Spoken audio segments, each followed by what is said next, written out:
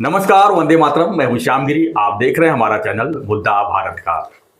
मुद्दा तो आज बजट का ही है, तो हम बजट के ऊपर ही बात करेंगे।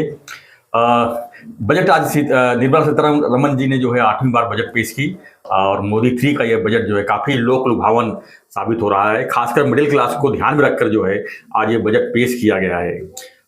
इसके पहले 7 लाख तक जो है इनकम टैक्स को फ्री के दायरे में रखा गया था, लेकिन अब उसको बढ़ाकर जो है 12 लाख रुपए सालाना अगर आपका इनकम है तो आपको कोई टैक्स नहीं लगेगा। ये घोषित होते ही जो है पूरी तालियों से संसद भवन गूंज उठी और मिडिल क्लास के लिए जो है एक तरह से ये बहुत बड़ा तोहफा जो है सरकार दे रही है, ऐसा सरकार का दावा है।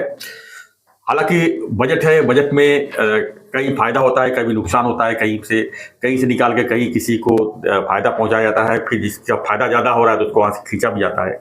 इस तरह का बजट जो है बनाया जाता है। लेकिन इस बार का जो बजट है खासकर मिडिल क्लास के लिए एक अच्छा बजट माना जा रहा है। इसी पर हम चर्चा करेंगे और जानेंगे कि बजट जो है इस साल का जो काफ़ी चर्चित है, उसके पीछे राज क्या है। क्या ये दिल्ली चुनाव के ध्यान में रख के बनाया गया है या कुछ और है? क्योंकि मोदी 3 जो जब से आए हैं तब से जो है लोगों की हित में काम कर रहे हैं, ऐसा भी लोगों का कहना है। हमारे साथ में नवभारत के अखबार के वरिष्ठ पत्रकार सूर्य प्रकाश मिश्रा जी, हम इनसे जानेंगे कि मोदी 3 का जो ये बजट है ये किस तरह का बजट है और इससे किसको फायदा है और किसको नुकसान है और विपक्ष क्या कहता है इस पर। सर, क्या कहेंगे आप आज के बजट में? आज का बजट काफी चर्चा का विषय बना हुआ है, खासकर 12 लाख स्लैब के ऊपर की आपको कोई इनकम टैक्स नहीं लगेगा। यानी कि आपको 1 लाख रुपया अगर आपके सारा महीने का इनकम है, आपको कोई बजट में मतलब आपको कोई इनकम टैक्स नहीं देना है। आप आराम से रिटर्न फाइल कर सकते हैं, कोई चोरी नहीं कर सकते हैं, सीना चोरी के साथ जी सकते हैं। लेकिन सवाल ये भी उठता है कि 1 लाख रुपया होगा कैसे? एक आम आदमी जो है 1 लाख रुपया कमाएगा कैसे? ये तो देखिए, जैसे आपने कहा कि बजट जो है ये चुनाव वगैरह नजदीक रहते हैं, लोकसभा के कई राज्यों के विधानसभाओं के, तो लोक लुभावन बजट कहा जाता है। लेकिन यह बजट तो नहीं कर सकते। हाँ, ये कहा जा सकता है कि जैसे केंद्र सरकार या मोदी सरकार विभिन्न प्रकार के एक धक्के देती रहती है, उसी तरह ये सुखद धक्का देने वाला बजट माना जा रहा है। स्पेशली इसलिए माना जा रहा है कि इससे मध्यम वर्ग को काफी राहत मिलेगी। जो टैक्स पेयर है, मध्यम वर्ग है, मध्यम उच्च वर्ग है, तो उसको काफी राहत मिलेगी। देखिए, इस देश में शहरीकरण बहुत तेजी से हुआ है। इस शहरीकरण होने के नाते सुविधाएं भी बढ़ी हैं, इंफ्रास्ट्रक्चर भी बढ़ा है और साधनों को लेकर भी बहुत ज़्यादा एक विस्तार हुआ है। तो उसके नाते जो है युवा वर्ग जो है और उससे साथ उसकी कमाई भी बढ़ी है। हालांकि रोजगार को लेकर ये बहुत पुराना मुद्दा है और बड़ा मुद्दा है, गंभीर मुद्दा है कि रोजगार की कमी और रोजगार को बढ़ावा देने के लिए विभिन्न प्रकार की जो योजनाएं हैं सरकार की, वो असफल साबित होती दिखती हैं। महंगाई का बहुत बड़ा मुद्दा है कि महंगाई के बोझ तले जो है मध्यम वर्गीय आदमी दबा हुआ है, मध्यम वर्गीय ही ज़्यादा। तो मध्यम वर्गीय को ध्यान में रखकर कि मध्यम वर्गीय का अगर वो टैक्स जो है, वो जो नौकरी करता है मध्यम उच्च वर्गीय या मध्यम वर्गीय, तो अगर वो कमाएगा 1 लाख रुपया जैसे आपने कहा, तो वो उसमें से अगर टैक्स सरकार उसकी जेब में हाथ कम डालेगी तो वो अपनी जेब से थोड़ा आसानी से और चीजें निकालेगा और उससे देश की अर्थव्यवस्था को थोड़े और लाभ मिलेगा, उसको थोड़ा सा तेजी आएगी उसमें। इसमें तो संदेह नहीं कि वही आगे देखकर और उसी को तलाशते हुए उन्होंने इस बजट को बनाया है। क्योंकि ये भी देखा जा रहा है कि भाई आने वाले, जैसे बोल रहे हैं ना, बिहार में बहार है जी, नीतीश की सरकार है, तो इस समय भी उसको देखा गया है इस बजट के माध्यम से। बिहार को जिस तरीके से उन्होंने मखाना बोल दिया है, बाकी IIT और ये इन एयरपोर्ट के विस्तार को लेकर उन्होंने निधि दी है, MSME को दी है, और जैसे किसानों के लिए किसान क्रेडिट कार्ड की सीमा उन्होंने 3 लाख से बढ़ा के 5 लाख कर दी है। तो इन सारी चीजों को देखते हुए दिखाई दे रहा है कि थोड़ा सा बजट बहुत सोच समझ कर सरकार ने, मोदी सरकार ने बनाया है। तो वो आगे का भी बिहार का चुनाव, अब देखिए सबसे बड़ी बात, दिल्ली का भी चुनाव 5 तारीख को है। 38 लाख से ज्यादा टैक्स पेयर है दिल्ली में, ऐसा एक अंदाजा, मतलब एक रिकॉर्ड है उनका अपना। तो उनको भी ध्यान में रखकर कि कहीं न कहीं इनको राहत मिले। और जैसे नौकरी पेशा हूँ, सरकारी नौकरी वाले हैं, प्राइवेट नौकरी वाले हैं, उनको थोड़ा सा राहत मिलेगी तो सरकार के प्रति उनकी जो नाराजगी है वो थोड़ी कम होगी और इससे असर पड़ेगा। इससे ऐसा लगता है, जैसे आपने कहा कि पहले थोड़ा 1 लाख 1.5 लाख तक बढ़ाते थे, अब एक साथ है 12 लाख। अब बाकी चीजें आएंगी तो पता चलेगा कि भाई 12 लाख के आगे भी कुछ और कहीं देखा जा रहा है कि 12,75,000 एक्स्ट्रा एडिक्शन जो बोलते हैं ना, डिडक्शन तो उसमें भी मिलेगा 13 लाख रुपए तक। नहीं, इसमें ऐसा है कि 12 लाख के ऊपर आप जितना कमाते हैं, जैसे कि 12 लाख से 18 लाख के बीच, तो इसमें 5%, 10%, 15% ऐसा अलग अलग स्लैब रखा गया है। जी। तो वो भी राहत देने वाला है। लोन वगैरह के ऊपर, जैसे लोन वगैरह है, होम लोन है, ऐसे। लेकिन इस चीज को देखें, वरिष्ठ नागरिकों के लिए भी उन्होंने बहुत कुछ थोड़ा सा TDS को लेकर देने का प्रयास किया है। वरिष्ठ नागरिकों के लिए भी राहत की बात है। लेकिन जो सबसे बड़ी बात है वरिष्ठ नागरिकों के लिए, ये बीमा वगैरह क्षेत्र, जो जीवन बीमा वगैरह, ये जो व्यक्तियों का मेडिक्लेम वगैरह का था, मेडिकल बीमा जो है, उस पर जो GST ज्यादा थी, 18% उसमें GST, तो उसको कम किया जाना चाहिए। हालांकि उसको कम किया है। अगर किया है तो वो भी राहत वाली बात है। जहां तक जैसे महाराष्ट्र की बात है, महाराष्ट्र की हम बात करें, जहां हम बैठे हैं, तो यहाँ महाराष्ट्र को भी उन्होंने काफी, देखिए इंफ्रास्ट्रक्चर में उन्होंने 1 लाख करोड़ से ज्यादा का शहरी विकास पर खर्च करने का दावा किया है कि 1 लाख करोड़ रुपए शहरी विकास पर। तो शहरों पर ज्यादा ध्यान दिया है, ग्रामीण क्षेत्रों में तो उनको ध्यान दिया गया है। और बोलते हैं किसानों की बात, जहां वो MSP की बात आती है, वो बात अलग है। लेकिन शहरी क्षेत्रों में उन्होंने ज्यादा से ज्यादा थोड़ी सी राहत देने का प्रयास किया है। और उसी में अगर उनके टैक्स में अगर छूट उनको मिली है, तो उस टैक्स का पैसा जो गवर्नमेंट को देते थे, तो उनको लगता है थोड़ा निकालेंगे। जैसे EV वाहन वगैरह पर भी उन्होंने, इलेक्ट्रिक वाहनों को बढ़ावा देने के लिए उन्होंने, इलेक्ट्रॉनिक चीज तो भी काफी राहत दी है। राहत तो मुझे नहीं लगती इलेक्ट्रॉनिक चीजों पे बहुत ज्यादा उसमें राहत, जैसे वाहनों पर है तो कुछ राहत जरूर मिल सकती है। देखिए महंगाई एक होता है इन्फ्लेक्शन ना, जैसे 10% वो अपने आप बढ़ जाती है हर साल 10%, और बीच में कब बढ़ जाती है पता ही नहीं चलता।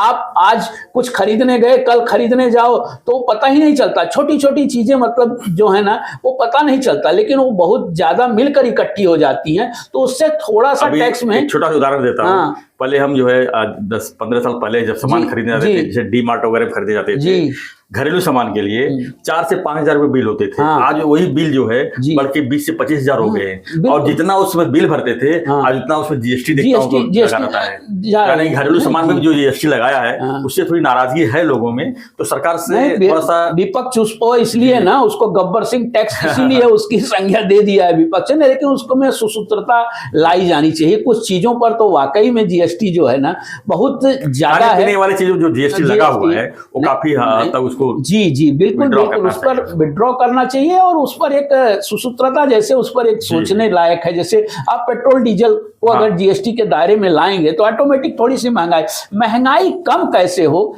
इस पर सरकार को प्रयास करना चाहिए। सरकार ने आमदनी जिसकी बढ़ी है उस पर टैक्स तो कम किया, लेकिन महंगाई कैसे कम होगी, इस पर कुछ ज्यादा इस बजट में दिखाई नहीं देता। देखिए महंगाई बनी रहेगी, महंगाई हमको लगता है बढ़ेगी। इंफ्रास्ट्रक्चर बढ़ेंगे, लोगों को सुविधाएं बढ़ेंगी, महंगाई बढ़ेगी। महंगाई कम हो और रोजगार थोड़ा बढ़े। हाँ, MSME पे उन्होंने थोड़ा सा ध्यान दिया है। 5 करोड़ से लेके 10 करोड़ तक का उन्होंने लोन पर सब्सिडी वगैरह और जी चीजें, बहुत सारी चीजें आएंगी, तो उन्होंने गए। इंफ्रास्ट्रक्चर पे ये सरकार सबसे ज्यादा ध्यान दे रही है। अब जैसे MUTP पे लगभग 1500 करोड़ रुपया, महाराज MUT Mumbai urban transport system पे लगभग 1465 करोड़ रुपया वो जारी किया गया है। तो इसी तरह पुणे मेट्रो के लिए अपना ये मुंबई मेट्रो के लिए और सारी चीज़ों के लिए, जैसे इंफ्रास्ट्रक्चर पे ज़्यादा से ज़्यादा ध्यान ये सरकार देना चाह रही है। और इंफ्रास्ट्रक्चर जब ध्यान देंगे तो उससे उनको लगता है कि रोजगार भी बढ़ेगा और इससे और भी साधन उपलब्ध। अगर हम किसानों की बात करें तो किसानों क्या देख रहे हैं आप? किसानों का तो देखिए, किसानों का तो सबसे बड़ा मुद्दा उनके MSP पे होता है, मिनिमम सपोर्ट प्राइस को लेकर। तो जब मिनिमम सपोर्ट प्राइस, तो उनका सरकार का हर साल वो अपना 2-5%, 10%, 5%, 10% वो बढ़ाती रहती है, तो उस पर किसानों का ज्यादा ध्यान है कि भाई MSP उनकी बढ़नी चाहिए। बाकी किसानों के लिए जो आपने कहा, उनका क्रेडिट, किसान क्रेडिट कार्ड पे उनकी 3 लाख की सीमा 5 लाख कर दी गई है, तो वो बहुत असर थोड़ा पड़ेगा। लेकिन सबसे बड़ी चीज उनके जैसे जो उनको खाद की सब्सिडी है, उनके और चीजों पे सामान की सब्सिडी है। ट्रैक्टर पे आप बताइए, ट्रैक्टर पे भी किसान अगर ट्रैक्टर का, उस पे भी 14% से लेकर 18% तक GST, 12 से लेकर 18% तक GST होती है।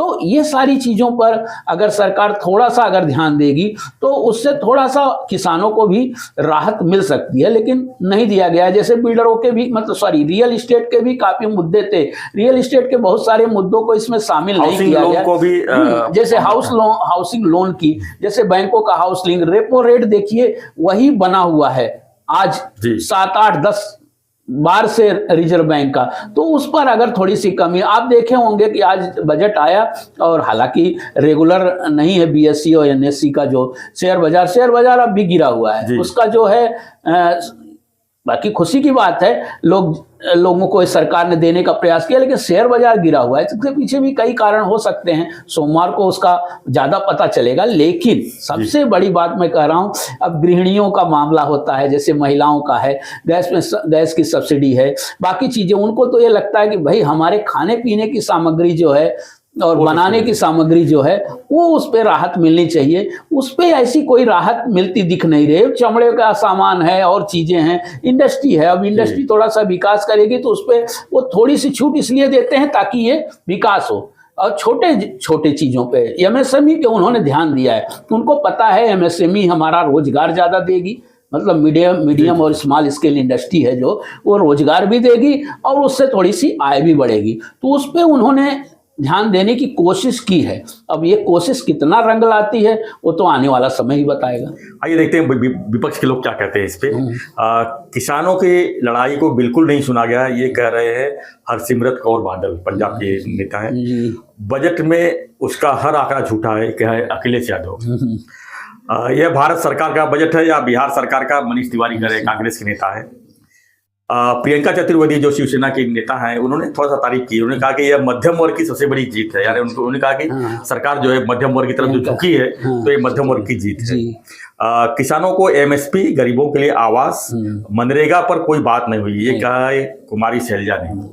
और फिर कार्तिकेय चिदम्बरम जो चिदम्बरम बेटे हैं, नए प्रस्तावों की भरमार है यहाँ, उन्होंने ऐसा कहा है। तो विपक्ष भी जो है उनको तो विपक्ष वाली बातें करना है, काम है उसमें से कुछ चीजें ऐसे निकाल कर उसको, लेकिन जब ये लोग सत्ता में आते हैं तो जो करते हैं तो दूसरे लोग इस तरह का सत्ता पक्ष ने तारीफ ही के सत्ता पक्ष करता ही। अब जैसे उनके सहयोगी हैं उप मुख्यमंत्री एकनाथ शिंदे जी ने कहा कि भाई ये जैसे बोलते हैं लक्ष्मी द्वार पे, सब घर में लक्ष्मी थोड़े से आने की संभावना उन्होंने पूरी तरह बढ़ा दी है। तो ये चीजें हैं। डॉक्टर श्रीकांत शिंदे जी ने भी संसद में बयान दिया कि ये जो है मध्यम वर्गीयों का बजट है, मध्यम वर्गीय को राहत देने वाला बजट है, और ये मोदी सरकार जो वादे की थी वो उस पर खरी उतरती इस पे पूरा दिखाई दे रही है। और ये सबके लिए ठीक है बजट, तो उसमें कोई डाउट नहीं कि बजट ने एक सुखद धक्का देने का प्रयास किया है। योगी आदित्यनाथ ने कहा है कि आम बजट मिडिल क्लास के विकास में मील का पत्थर साबित होगा।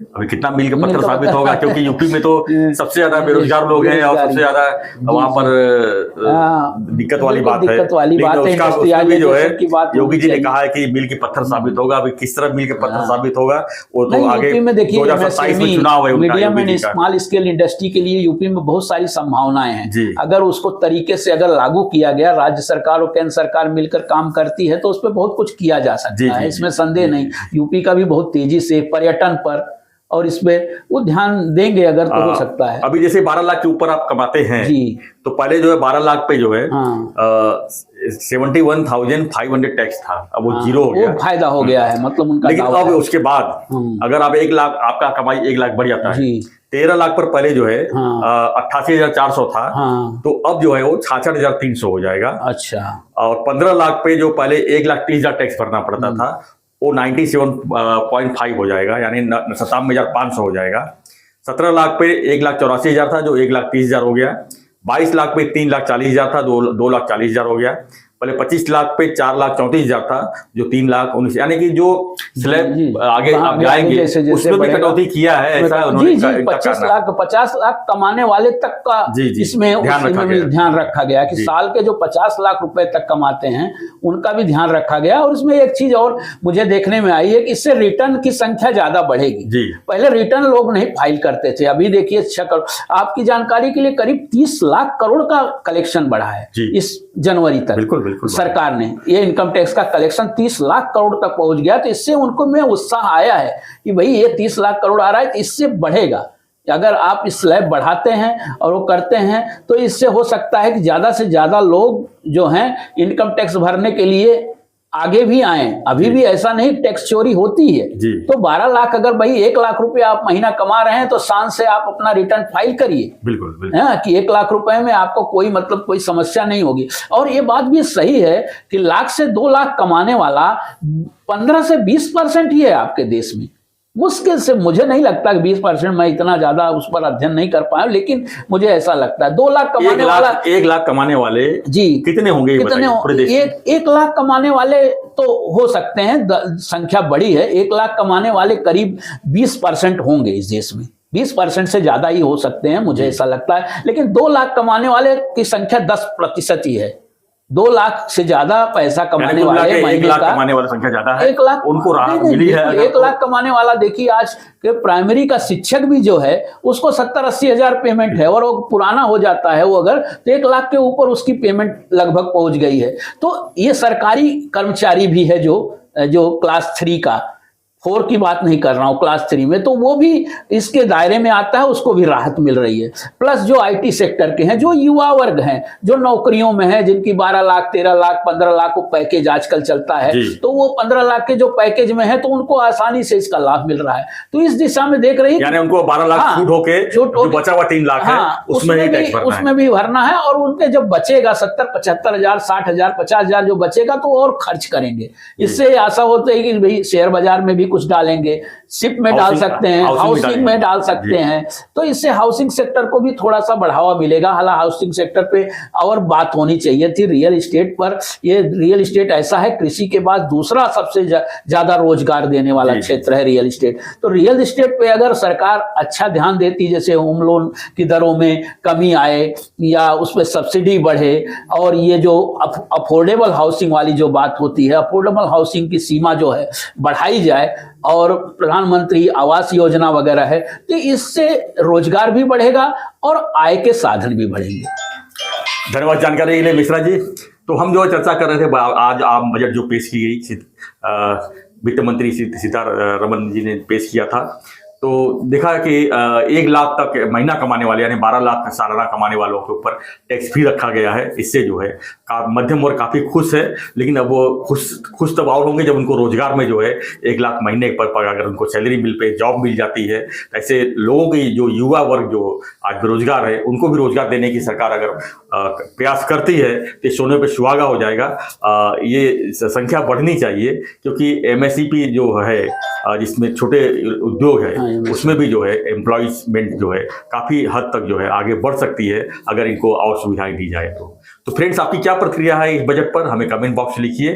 क्या लगता है कि सरकार को और क्या करना चाहिए था जो नहीं की है, वो भी लिखिए। और बने रहिए हमारे साथ, देखते रहिए हमारा चैनल मुद्दा भारत का। चैनल को लाइक, शेयर और सब्सक्राइब जरूर करें। धन्यवाद मिश्रा जी, धन्यवाद। जय हिंद, जय भारत।